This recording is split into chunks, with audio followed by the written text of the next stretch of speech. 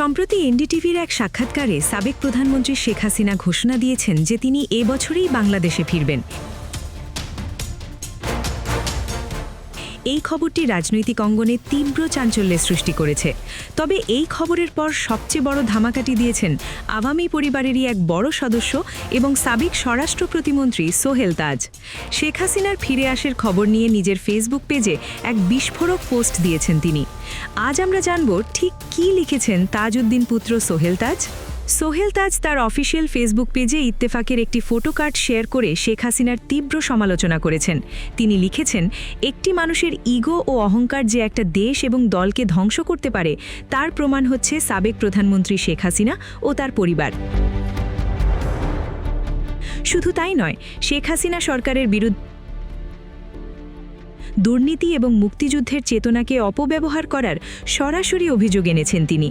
সোহেল তাজ তার পোস্টে আরও উল্লেখ করেন যে ছাত্র জনতার ঝাঁটা পেটা খেয়ে পালিয়ে গিয়ে বিদেশে কোটি কোটি টাকার পাহাড়ে বসে এখন আবারও দেশে ফেরার কথা বলা হচ্ছে।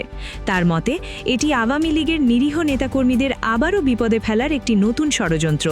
তিনি একে নেতাকর্মীদের সাথে প্রতারণা ও ভণ্ডামি বলে আখ্যা দিয়েছেন এবং বলেছেন, আত্ম উপলব্ধি না করলে অদূর ভবিষ্যতে আওয়ামী লীগের রাজনীতির মাঠে ফেরার কোনো সম্ভাবনা নেই। তবে সোহেল তাজের এই আক্রমণাত্মক পোস্ট নিয়ে রাজনৈতিক মহলে এখন নানা প্রশ্ন উঠছে।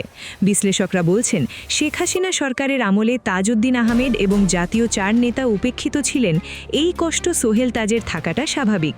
কিন্তু যেভাবে তিনি বর্তমান অন্তর্বর্তীকালীন সরকারের প্রধান উপদেষ্টা প্রফেসর ইউনূসের সাথে ঘনিষ্ঠতা বাড়িয়েছেন এবং যে ভাষায় শেখ হাসিনাকে আক্রমণ করছেন, তাতে মনে হচ্ছে তিনি হয়তো আর কখনোই আওয়ামী লীগের রাজনীতিতে ফিরবেন না।